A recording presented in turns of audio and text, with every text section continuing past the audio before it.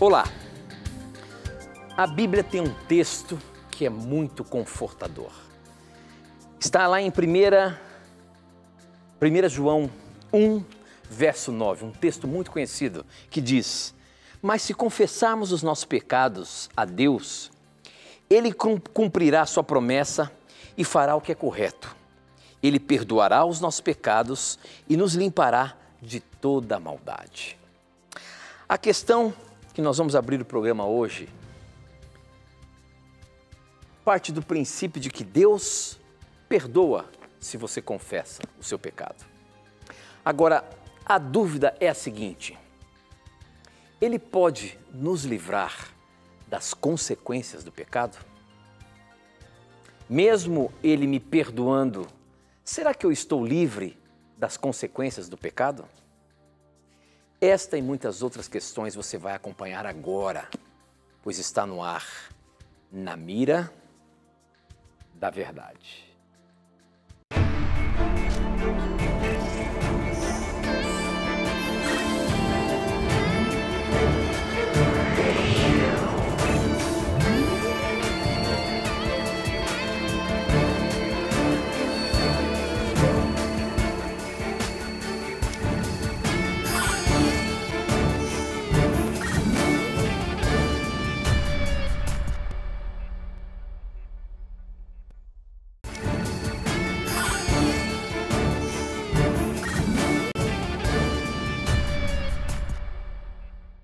Olá, mais uma vez estamos aqui fazendo o programa Na Mira da Verdade. Onde quer que você esteja, sinta-se abraçado, seja muito bem-vindo. Estamos começando mais um programa e aqui, a partir de agora, já estamos conectados com o Brasil e o mundo, como eu sempre digo, através da TV Novo Tempo espalhada por todo o nosso país e pela internet, que vai em lugares que a gente jamais imagina. Mas com certeza esse sinal pode alcançar milhares, milhões de pessoas. Como você sabe, esse é um programa de perguntas e respostas bíblicas e a partir de agora você já poderá fazer as suas questões. E quem está apto ou pronto para responder as suas questões baseando-se na Bíblia é ele, professor Leandro Quadros. E aí, professor, tudo bem? Graças a Deus, Tito, tudo bem. E agradecido a Deus e ao nosso telespectador pela oportunidade de estarmos aqui e podermos estudar juntos mais uma vez a Bíblia. Então esperamos que você envie as suas perguntas, independente, né, da fé que você professa. Esse programa é para você estudar a Bíblia. Concorde com tudo o que é dito aqui ou não tem problema. Nós estamos aqui para aprendermos juntos, né? Então fique à vontade, mande as suas perguntas, vai ser um prazer estudar a Bíblia com você. Muito bom, professor, muito bom. Bom, nós abrimos o programa falando sobre um texto lindo da Bíblia, uma promessa maravilhosa do nosso Deus, do nosso Criador, de que Ele disse que se confessarmos os nossos pecados, Ele cumprirá a sua promessa e fará o que é correto. Ele perdoará os nossos pecados e nos limpará de toda maldade. Esse é um texto que cala fundo nos nossos corações e nos dá um conforto. Mas a pergunta que nós abrimos no programa hoje, quem mandou foi o Zé Cassiano, ele mandou pelo Facebook e ele perguntou o seguinte: os nossos pecados, se nós arrependermos verdadeiramente, é impossível sofrer as consequências? Ou é possível não sofrermos as consequências? Porque é sabido que as consequências do pecado, elas vão acontecer. Deus pode me perdoar. Agora, será que a Bíblia pode nos mostrar que talvez as consequências não aconteçam? Professor Leandro Quadros, nos ajude nessa questão. Porventura, eu posso me livrar das consequências do meu pecado, uma vez que eu confessei e me senti perdoado? Olha, nós podemos fazer essa avaliação, que é, na verdade, um assunto muito importante esse. Da seguinte perspectiva: Deus, com certeza, Ele nos livra das consequências destruidoras, mas também Ele não nos livra das consequências educativas. Eu vou usar essas duas expressões para nós não corrermos o risco, não é, de errarmos nessa explicação de um assunto tão importante. Então veja, das consequências destruidoras do pecado, com certeza, graças aos méritos de Cristo, nós somos livres, né? Por exemplo, nós nem deveríamos existir como raça humana se Deus não tivesse, pela sua graça, nos livrado das consequências destruidoras do pecado. Nós já podíamos, a humanidade já teria entre aspas, né, experimentado, passado pela segunda morte, que é a morte sem ressurreição, há muito tempo. Só que isso só foi possível porque Jesus Cristo, na sua justiça, pode transferir os méritos dele para nós, porque se não fosse isso, nem das consequências destruidoras do pecado nós seríamos livres. O que diz Romanos 6:23? Que o salário do pecado é a morte. Então, a humanidade estava destinada, desde o pecado dos nossos primeiros pais, e obviamente nós herdamos, não a culpa, herdamos a natureza pecaminosa, nos tornamos pecadores, como diz Romanos 3:23, e sofremos as consequências, que é a morte eterna, como diz Romanos 6:23. Então, como Cristo morreu na cruz de forma substitutiva, é muito importante você ter esse conceito em mente. 1 Pedro 1:18-20, por exemplo, a morte de Cristo foi no nosso lugar. Então, ele experimenta na cruz tanto a morte física quanto a morte espiritual, diríamos assim, ou seja, o eterno. Ele experimentou a eterna separação de Deus. Por isso que em Mateus 27, 46 e 47, ele fala: Deus meu, por que me desamparaste? Então ele experimentou a morte eterna no nosso lugar. Se ele não tivesse experimentado, aí nós, como humanidade, já teríamos experimentado as consequências destrutivas do pecado, especialmente a segunda morte. Agora, as consequências, diríamos assim, educativas do pecado, nós vamos experimentar. Até porque, se Deus ficar passando a mão na cabeça, né, se Deus transgredir as próprias leis que Ele estabeleceu, não vai nos ensinar, não vai nos ajudar. Tá? Então veja o que diz Gálatas 6, verso 7. Ó. Não vos enganeis, de Deus não se zomba. Pois aquilo que o homem semear, isso também ceifará. Então quer dizer que eu vou colher aquilo que eu planto. Mas nesse aspecto, Deus tem que permitir que isso aconteça para nos educar, para nos ensinar naquilo que é certo. Agora, existe um outro detalhe. Deus, por exemplo, Ele perdoa qualquer tipo de pecado. Só que mesmo que Ele perdoe, há pecados como, por exemplo, Deus perdoa um criminoso, não há dúvida. A graça de Cristo está disponível para qualquer pessoa, tá? Só que, por exemplo, as consequências do crime, Deus não vai tirar. Quer ver um exemplo? Em Lucas 23, 42 e 43, né? Quando Jesus perdoou aquele criminoso na cruz, Ele prometeu para ele o paraíso. Ou seja, não há pecado que Cristo não possa perdoar. Só que Cristo não tirou da cruz. Por quê? Cristo tinha poder para tirá-lo da cruz, com toda certeza. Ele poderia permanecer ali e morrer pelo ser humano, e poderia de alguma forma tirá-lo da cruz ou dar uma ordem a um anjo, ele poderia fazer o que ele quisesse. Né? Só que ele não tirou a consequência do crime. Então Deus perdoa, mas Deus tem leis. Né? E Romanos 13, 1-7 diz que o Estado é a espada de Deus para castigar o mal. Então Deus vai perdoar, obviamente, qualquer pessoa arrependida, mas Deus precisa, né? Em relação ao crime, Ele não vai tirar as consequências do crime do indivíduo. Tá? Por quê? Olha o que diz Eclesiastes 8:11. Visto como não se executa logo a sentença sobre a má obra, o coração dos filhos dos homens está inteiramente disposto a praticar o mal. Então isso é bíblico. Né? Quando existe impunidade, o coração do ser humano fica mais disposto ainda para o mal, porque infelizmente essa natureza nossa corrompida muitas vezes vai respeitar aquilo que teme. Infelizmente, é a realidade. Quando Cristo voltar, aí vai ser diferente. Né? Nós teremos sido glorificados e não teremos nem vontade mais de errar. Tá? Então, em resumo, para finalizarmos essa resposta, que é um assunto obviamente bem amplo, Deus nos libertou, graças aos méritos de Cristo, das consequências destrutivas do pecado. Davi experimentou isso em 2 Samuel 11:12. Né? Óbvio, ele não foi pego em flagrante quando adulterou com Batseba, mas Deus poderia ter tirado a vida dele. Mas Deus não tirou.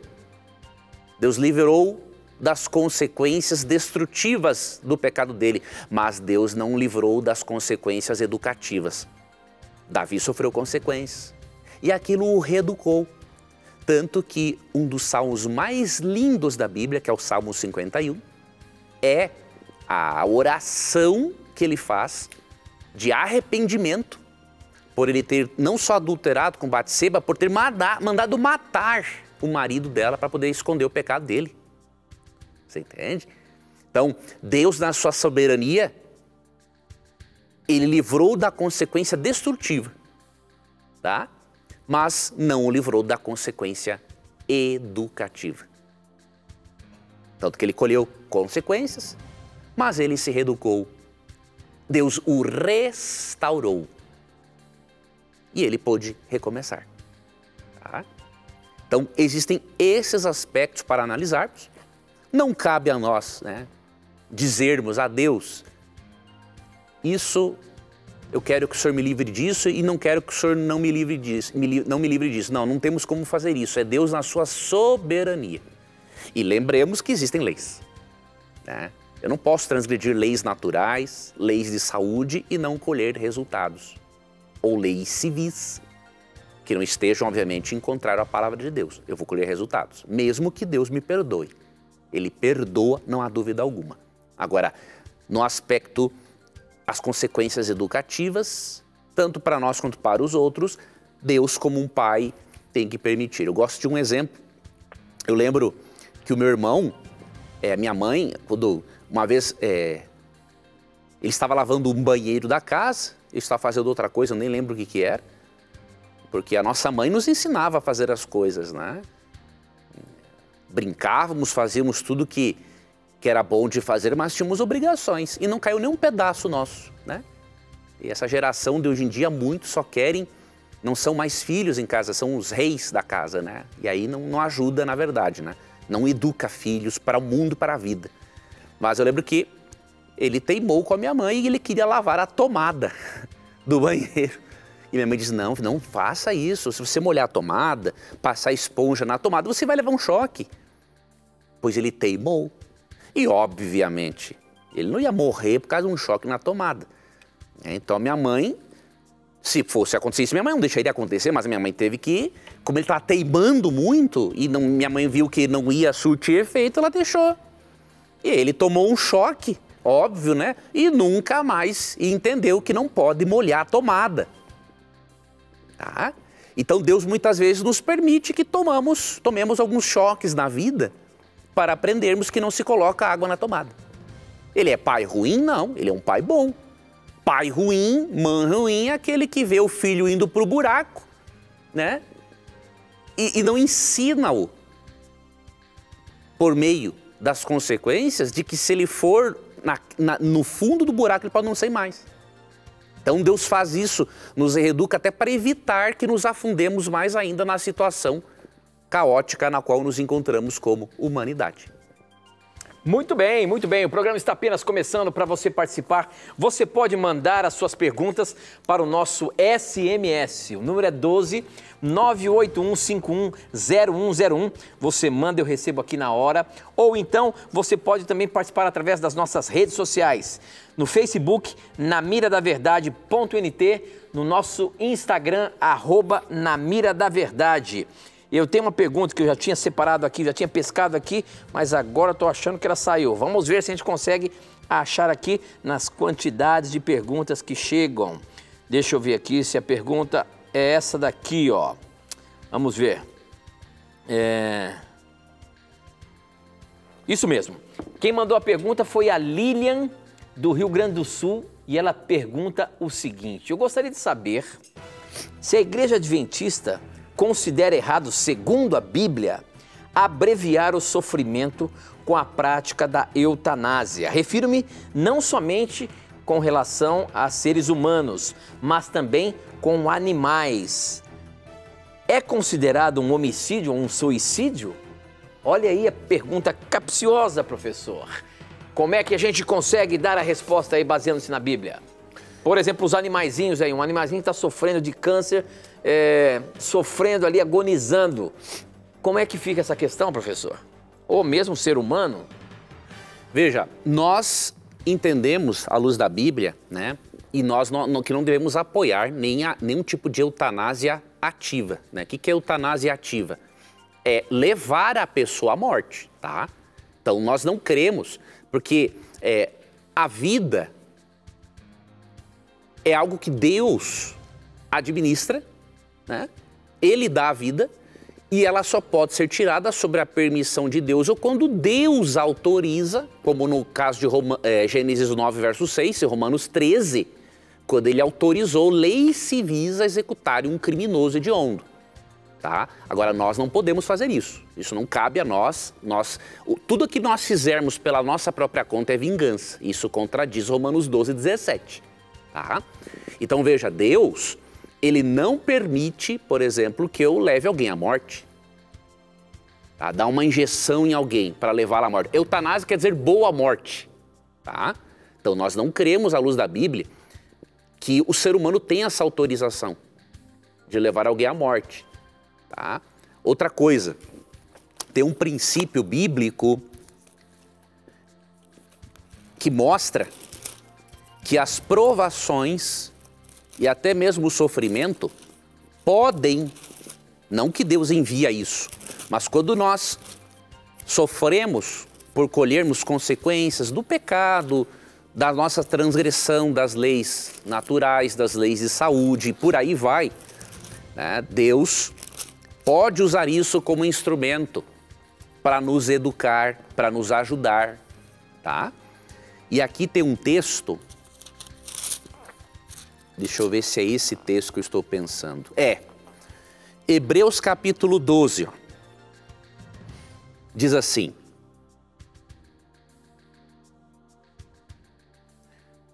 verso 4, ora, na vossa luta contra o pecado, ainda não tendes resistido até o sangue. E estáis esquecidos da exortação que, como a filhos, discorre convosco. Filho meu, não menosprezes a correção que vem do Senhor, nem desmaies quando por ele és reprovado. Porque o Senhor corrige a quem ama e açoita todo filho a quem recebe. É para a disciplina que perseverais. Pois que filho há que o pai não corrige? Mas se estáis sem correção, de que todos se têm tornado participantes, logo sois bastardos e não filhos. E aí verso 11, toda disciplina, com efeito, no momento não parece ser motivo de alegria, porque causa dor, não é? Mas de tristeza. Ao depois, entretanto, produz fruto pacífico aos que têm sido por ela exercitados, fruto de justiça. Por isso, restabelecei as mãos descaídas e os joelhos trôpegos, e fazei caminhos retos para os pés, para que não se extravie o que é manco, antes seja curado. Nesse contexto fala da disciplina, né? Inclusive eclesiástica, tá? Mas qual é o princípio, né? Que Deus pode utilizar, né, o sofrimento no qual nós nos colocamos para nos ajudar. Então, uma pessoa que está passando por uma doença é um momento muito importante para a reflexão. Tá? E lembre-se de Êxodo 23, que ali tem um princípio muito forte, verso 7. Deus não aceita que o justo morra como o ímpio. Então, uma eutanásia ativa é uma transgressão também deste princípio. Tá? Agora, o que se chama eutanásia passiva, eu particularmente não gosto desse nome. Tá? Mas, por exemplo, alguns chamam de eutanásia passiva, eu gosto de usar uma outra especificação. Por exemplo, uma pessoa... Quando um médico não quer... desliga o aparelho, né? Porque ele vê que aquele paciente ali não tem mais recuperação, tá? Então, ele não prolongar a vida não é sinônimo que está matando a pessoa. E aí Norman Geisler, que é um erudito na área também da ética, ele explica o seguinte: pô, se tem duas pessoas se afogando no rio e você consegue salvar só uma, o fato de você ter salvo uma não quer dizer que você matou a outra. Então, muitas vezes, o médico permite que a morte siga o curso natural até para a pessoa descansar e não sofrer, e não aumentar o sofrimento dela, tá? Então, isso pode acontecer. Agora, tirar a vida da pessoa não dá para fazer isso, até porque a pessoa que está numa profunda dor emocional, ela é muito instável. Às vezes ela quer viver, às vezes ela quer morrer, quer viver, quer morrer, então a pessoa não está apta para decidir isso. Tá? Então, ir à Bíblia, orar, falar com bons médicos, pedir aconselhamento espiritual com o seu pastor, com o seu líder, são coisas muito importantes no momento desse. Muito bem, muito bem. Nós temos que ir para um intervalo rápido, mas não sai daí não, a gente volta já já.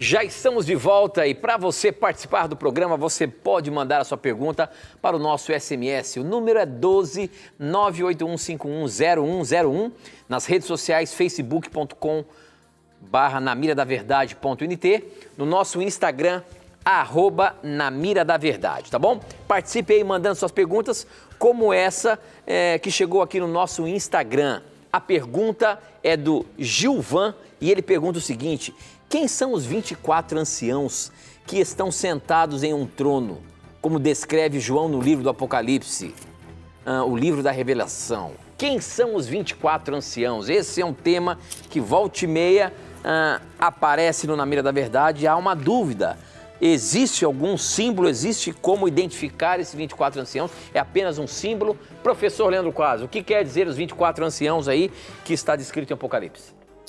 Não existe um consenso entre os estudiosos sobre o assunto. Eu vou dar uma opinião para você que eu creio no momento ser a mais bíblica. Não quer dizer que eu não mude, não é? Porque há textos na Bíblia que nós vamos ter uma compreensão plena só quando Cristo voltar. E não é porque a Bíblia tem um problema, é porque a nossa mente tem o problema, né?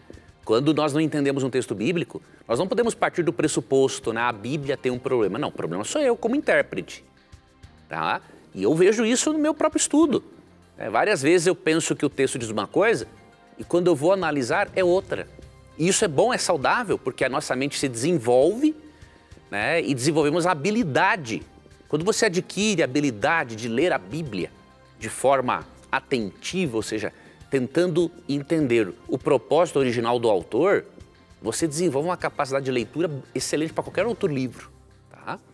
Agora, alguns eruditos acham que os 24 anciãos são seres celestiais, anjos, e outros acham que são seres humanos que foram redimidos da terra e possivelmente esses 24 anciãos, alguns deles faziam parte daquele grupo de Mateus 27, 52 e 53, que foi ressuscitado com Cristo e que depois foi para o céu com Cristo, como troféus de sua vitória sobre a morte, como podemos ali concluir de Efésios 4, 8 e 9, especialmente na nova versão internacional. Por que existe essa possibilidade? Aqui no verso 10 de Apocalipse 4, diz assim: os 24 anciãos prostrar-se-ão diante daquele que se encontra assentado no trono. Adorarão o que vive pelos séculos dos séculos e depositarão as suas coroas diante do trono, proclamando: Tu és digno, Senhor e Deus nosso, de receber a glória, a honra e o poder, porque todas as coisas tu criaste. Sim, por causa da tua vontade vieram a existir e foram criadas. Aqui esses 24 anciãos, eles louvam a Deus após depositarem suas coroas por ele ser o Criador. Só que aqui que está um detalhe interessante, o termo coroa, tem dois termos gregos para a coroa. Tem um termo que se refere a uma coroa real e um outro termo, que é o termo grego stéphanos, né? Que se refere a uma coroa de vitória que um atleta greco-romano, por exemplo, recebia numa Olimpíada. O termo grego usado aqui é uma coroa de vitória. Então isso pode nos dar a entender que por não ser uma coroa real, não seriam necessariamente seres celestiais, mas como é uma referência a uma coroa dada a um atleta que venceu, treinou para poder receber o seu prêmio na Olimpíada, esse termo grego para a coroa pode indicar, sim, que são seres humanos que receberam a coroa da vitória graças aos méritos de Cristo. Tá? Então, tem essas duas possibilidades. Eu, a princípio, eu vou mais nessa segunda, mas não é algo que vai afetar a nossa salvação e a nossa compreensão do plano de salvação, independente da posição que nós aceitemos. Muito bem. Eu quero dizer para você, não tenha preconceitos, pergunte o que você quiser, mande a sua dúvida. Se você tem algum assunto bíblico que você não consegue compreender, que você quer saber um pouco mais a fundo, manda para a gente, vamos juntos aprender aqui a palavra de Deus. Essa aqui quem mandou foi pelo nosso Instagram, quem mandou foi o Mike Ramos, e a pergunta do Mike é o seguinte: a Bíblia nos ensina que o Deus Espírito Santo pode conceder dons conforme lhe apraz. Considerando que um desses dons é o de cura, eu pergunto, uma pessoa crente, batizada, nos dias de hoje, pode verdadeiramente receber este dom ou esta capacidade que foi dada aos apóstolos? Ou seja, o dom de curar alguém, professor? Nos nossos dias, com tantos anos de pecado, nós podemos sim receber esse dom de Deus? Não há um porquê, né, da pessoa não receber nenhum dom espiritual. Nós não vemos na Bíblia nenhum texto bíblico que indique a abolição de algum dom espiritual. Tá? Existem, por exemplo, nossos irmãos, né, que seguem uma linha teológica chamada cessacionismo, que creem que dons como de cura, de profecia em especial, cessaram, por isso cessacionistas, né? Cessaram quando a Bíblia teve, diríamos assim, o cânon, a lista de livros inspiradas fechado. Então, certos dons teriam cessado, né? Mas nós não conseguimos ver evidências bíblicas para isso. Tá? Por exemplo, Efésios 4, 12 e 13, a partir do verso 11, mostra claramente que não cessaram os dons espirituais, mesmo que a Bíblia seja a perfeita palavra de Deus e não precise de acréscimos, tá? E ele mesmo concedeu uns para apóstolos, outros para profetas, outros para evangelistas e outros para pastores e mestres. Agora, com qual objetivo? Com vistas ao aperfeiçoamento dos santos, para o desempenho do seu serviço, para a edificação do corpo de Cristo. Agora, até quando esses dons aqui mencionados, e obviamente isso engloba os demais, são válidos? Verso 13, ó. Até que todos cheguemos à unidade da fé e do pleno conhecimento do Filho de Deus, à perfeita varonilidade, à medida da estatura da plenitude de Cristo. Então, nós chegamos já à perfeita unidade da fé e ao pleno conhecimento de Jesus? Não. Então, enquanto necessitarmos de crescimento, inclusive espiritual, os dons sempre serão válidos.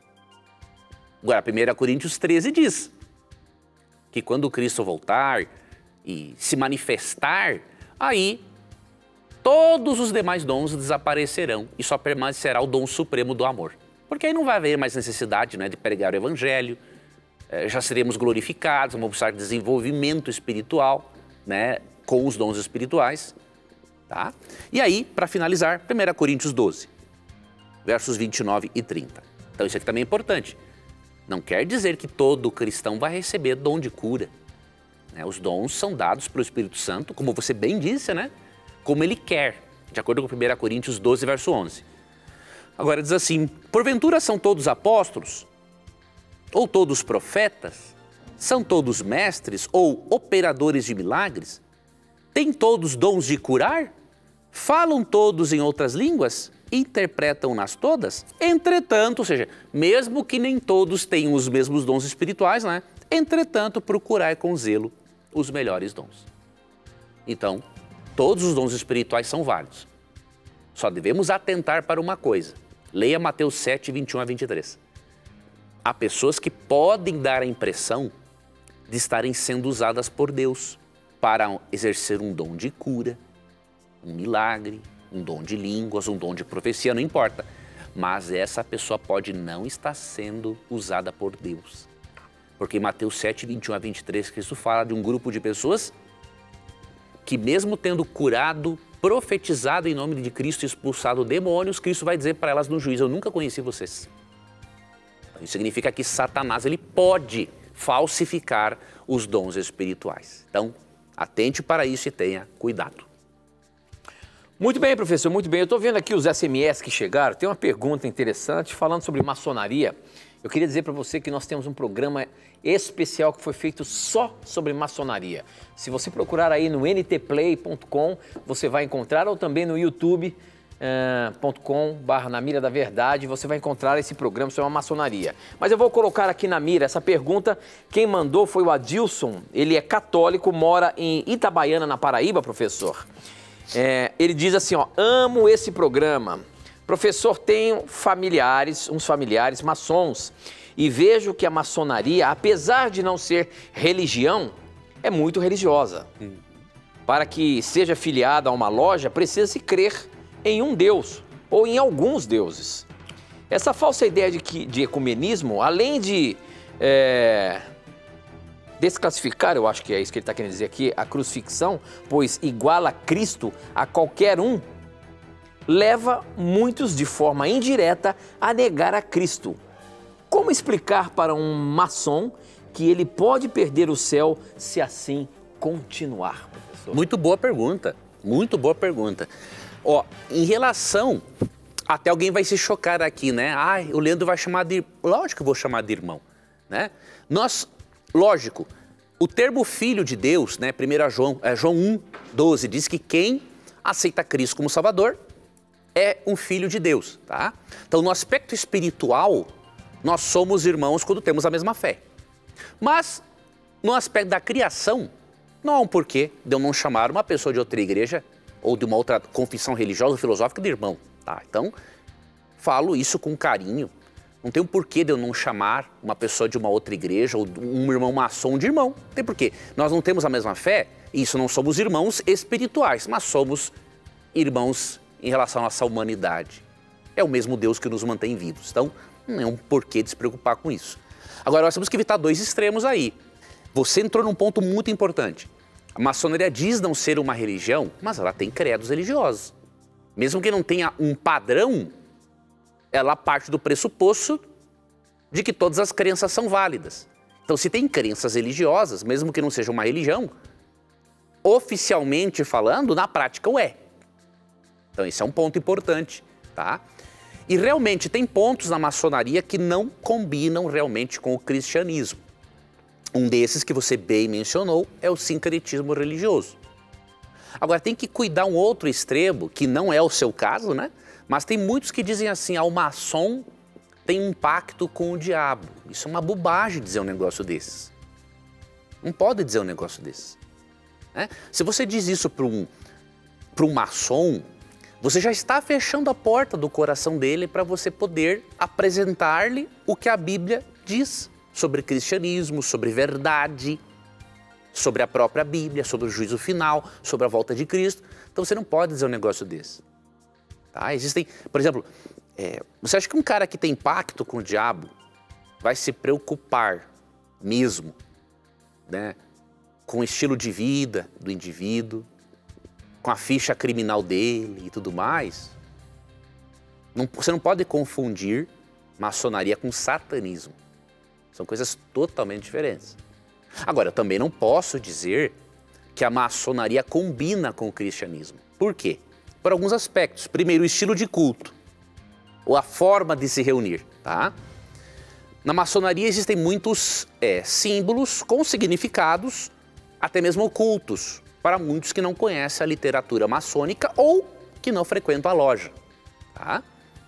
Mas olha como que Jesus agia. Ele não tinha como método, né, um ensino oculto. Tá? Pelo contrário, João 18:20, ó, declarou-lhe Jesus: eu tenho falado francamente ao mundo. Ensinei continuamente, tanto nas sinagogas como no templo, onde todos os judeus se reúnem, e nada disse em oculto. Então, o método maçom, ele não combina com o método de Cristo, de ensino. Cristo não usa símbolos, mistérios.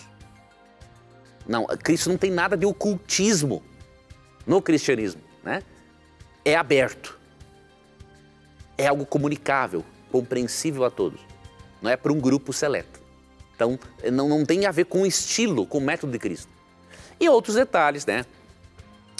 A maçonaria... Colocar Cristo no mesmo pé de qualquer um outro Deus também é um erro bíblico, não é? Sim, outra coisa que eu ia destacar, por exemplo, não se crê na divindade de Cristo.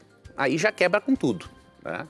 Não se crê na absoluta divindade de Cristo, não se prega o juízo final, não se prega lá a volta de Jesus, não se prega que a Bíblia é a única regra de fé e prática, mas diz-se que ela é um símbolo da vontade de Deus, ou seja, a Bíblia, o Alcorão, o Evangelho segundo o Espiritismo, obras hinduístas, budistas, tudo pode ser enquadrado como fonte, como verdade. Só que duas coisas contraditórias não podem ser verdadeiras ao mesmo tempo. Então, se auto-excluem. Tá? A doutrina de Deus, da Trindade também, não é reforçada. Tá? Então, realmente, o maçom crê em Deus. Eles chamam Deus de Gadu, né? O grande arquiteto do universo. Mas dizer que é o Deus bíblico e cristão, não dá para dizer. Então, temos que evitar esses dois extremos para nós podermos ter acesso e ajudar esses queridos irmãos a entenderem que eles precisam realmente, se quiserem a salvação plena e quiserem desfrutar da salvação eterna, aceitar a Cristo não só como um bom homem, mas como Salvador, Senhor e Deus. Muito bom, professor. Nós temos que ir para mais um intervalinho rápido, mas aproveite aí, formula a sua questão, manda para a gente volta já já.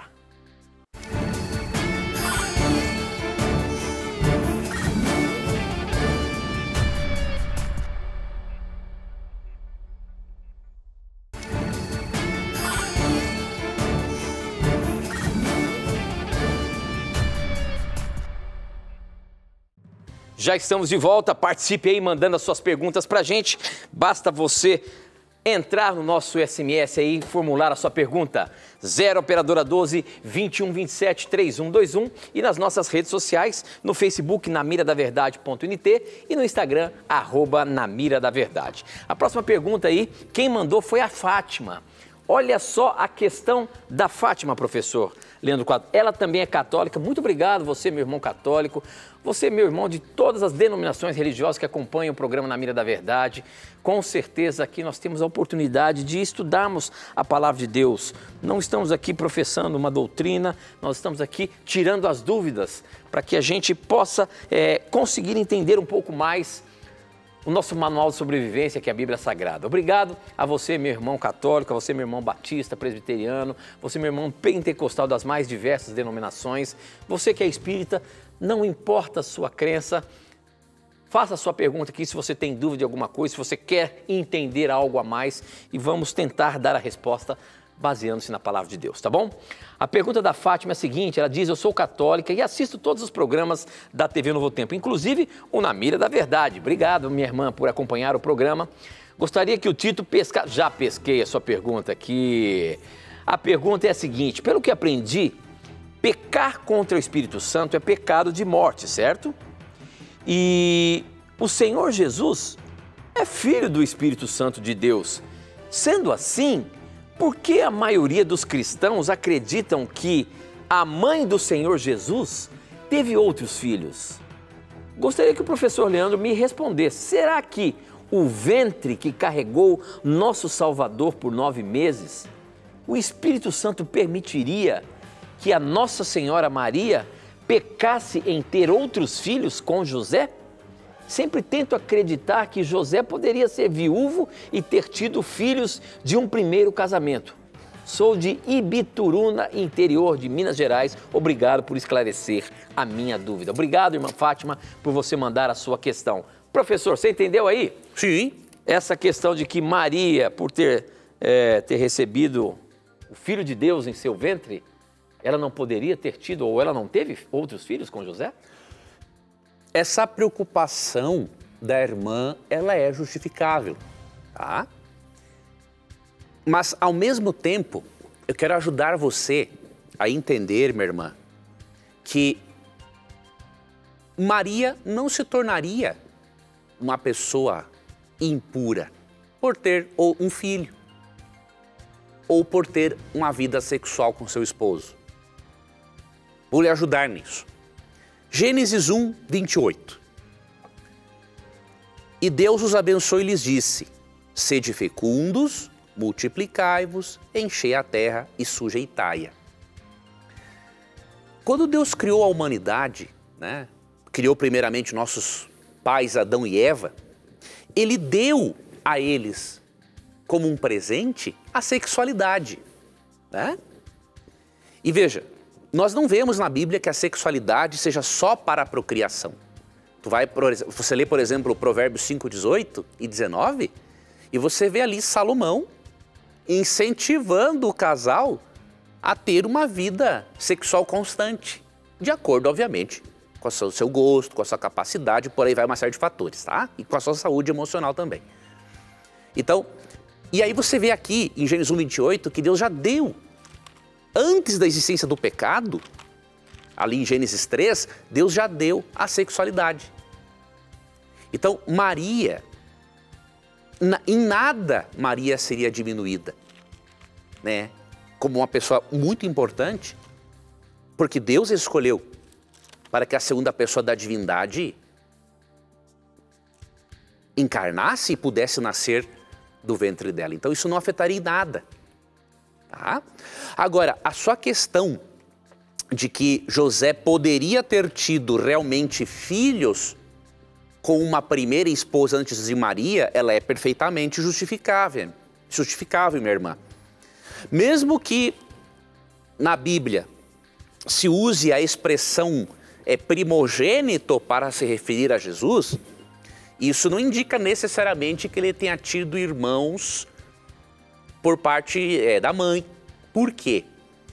Porque ali em João, por exemplo, 19, 25 a 27, quando Jesus está para morrer na cruz, ele diz, né, para Maria, que estava ao lado de João, o apóstolo amado, ela fala para ela, ó, eis aí o teu filho. E aí ele fala para ele também, ó, eis aí a tua mãe. E aí diz o texto, a partir daquele momento, João a levou para casa, ele cuidou dela. Então é muito improvável que Jesus tivesse confiado a mãe aos cuidados de João se os seus irmãos fossem filhos dela. Então é mais provável realmente que os irmãos de Jesus tenham sido filhos de José de um primeiro casamento. Agora, isso também não indica, minha irmã, isso aqui é importante você ter em mente, não indica que ela foi virgem a vida toda. Tá? Mesmo que ela não tivesse tido filhos, que é o mais provável, né? Além de Jesus, ela não foi virgem a vida toda. Seria até uma transgressão da parte dela. Imagine como é que José iria casar para não ter uma vida sexual? Não tem como. Ela estaria transgredindo um princípio bíblico de Provérbios 5, 18 a 19. Né? Paulo, em 1 Coríntios, mesmo depois de Maria, obviamente, mas Paulo apresenta um princípio, em 1 Coríntios 7, 2 a 5, que um casal não deve se privar um do outro por muito tempo, porque senão vai fazer besteira. Então é muito difícil nós imaginarmos que José dormisse com a esposa dele e não tivesse sexo com ela, não tem como. E Mateus 1, 21 diz isso. 25. Contudo, não a conheceu, o termo conhecer aqui é ter relação sexual. Você pode ler na Nova Versão Internacional, na NVT, tá? Nova Versão Transformadora, King James atualizado, você vai ver isso. Contudo, não a conheceu ou não teve relações com ela, enquanto ela não deu à luz um filho, a quem pôs o nome de Jesus. Então, quer dizer que se ele não a conheceu sexualmente até Jesus nascer, quer dizer que depois que ele nasceu, ele teve uma vida sexual normal com a sua esposa. Tá? Então você está com o pressuposto de que Maria seria uma baita pecadora, digamos assim, por ter uma vida sexual, e não. O sexo dentro do contexto em que Deus criou do casamento é uma bênção, não tem nada de pecaminoso. Agora, fora do contexto que Deus criou, realmente é pecaminoso. Tá? Então, você tem uma preocupação genuína, tá, em relação a isso, mas pensa desse outro modo também, para você ver que em nada a Maria, o quanto ela foi especial, não é afetado por ela ter uma vida sexual saudável com seu esposo. Muito bem, já que a gente está falando desse assunto, a pergunta do Raimundo aqui pelo Facebook é a seguinte. Eu gostaria de saber, ou que me explicasse, a questão do casamento de Oséias com Gomer. A gente sabe que esse casamento é um tanto quanto estranho. Afinal de contas, Gomer era uma prostituta, é isso mesmo, professor? Sim. Como é que a gente entende isso, uma vez que Deus pediu para que ele casasse com essa prostituta? Qual era o real sentido desse matrimônio? Veja, eu não vou poder ler, obviamente, os capítulos, né? Mas eu vou indicar aqui, e aí eu vou dar uma explicação breve, para o nosso telespectador e telespectadora. Leia Oséias, capítulos 1, 2, 3 e 4. Tá? Pelo menos esses 4 primeiros capítulos vão deixar claros para você o seguinte. Deus usou Oséias como, digamos assim, uma dramatização para apresentar o quanto Deus amava o seu povo, mesmo o seu povo sendo infiel em adorar outros deuses. Então, o que acontece? Obviamente que Oséias sentia alguma coisa por aquela mulher. Tá? E aí o que acontece? O profeta, ele é usado por Deus de forma muitas vezes dramatizada para poder ensinar ao povo aquela verdade que Deus precisa ensinar. Porque o povo naquela época, né, era muito duro. Então, simplesmente falar e ensinar da forma como nós somos ensinados não era eficaz. Veja um exemplo, em Êxodo 19, Deus teve que descer sobre trovões, fazer o Sinai fumegar quando deu a sua lei, para eles entenderem a santidade de Deus e de sua lei. E mesmo assim, dali um pouco, ele estava adorando o bezerro de ouro. Né? Então, aquele povo que havia perdido a sensibilidade moral e espiritual por séculos ali de escravidão, Deus tem que falar de uma forma que eles entendam. E eles entendiam a base do grito, digamos assim. Tá? Então, Deus realmente usou Oséias de uma forma dramatizada. A vida de Oséias foi uma dramatização para mostrar o seguinte: assim como Oséias era traído e perdoava a sua esposa, Deus estava sendo traído e ele perdoava o seu povo, a sua esposa, por trair Deus com divindades pagãs. Então, de uma forma dramatizada, Deus fez isso. É um chamado profético, né? Se Deus o chamou e pediu isso é porque ele era um profeta e ele podia fazer isso. cada um tem o seu chamado. Então leia os 4 primeiros capítulos e você vai perceber isso. Muito bem, professor, muito bem. O nosso tempo já está chegando ao final, mas eu não posso deixar de apresentar a você uma forma de você estudar a Bíblia com a gente de mais perto, mais pertinho. É sim, através desse estudo bíblico que nos oferecemos aqui no programa Na Mira da Verdade. Verdades para o tempo do fim. Se você quer ter esse estudo bíblico, que é no formato de uma revista para ficar mais fácil de você estudar, é só você acessar agora o nosso blog novotempo.com/Na Mira da Verdade. Você vai ver a imagem dela, clica lá e vai fazer um cadastro ou ligar para a gente no horário comercial 0 operadora 12 21 27 3121, tá bom? Peça agora mesmo e estude um pouco mais sobre o tempo, esse tempo que nós estamos vivendo, o tempo do fim. Tenho certeza que você vai se surpreender. Professor, infelizmente o nosso tempo acabou e a gente se encontra semana que vem, se Deus quiser. Vai ser um prazer, Tito. Deus te abençoe. Deus abençoe a você, telespectador, telespectadora. E lembre-se que nesse programa, sempre que você tiver a coragem de perguntar, a Bíblia terá a coragem de lhe responder. E aqui você sempre sabe, as suas dúvidas e os seus questionamentos sempre estarão na mira da verdade. Até o nosso próximo encontro. Tchau.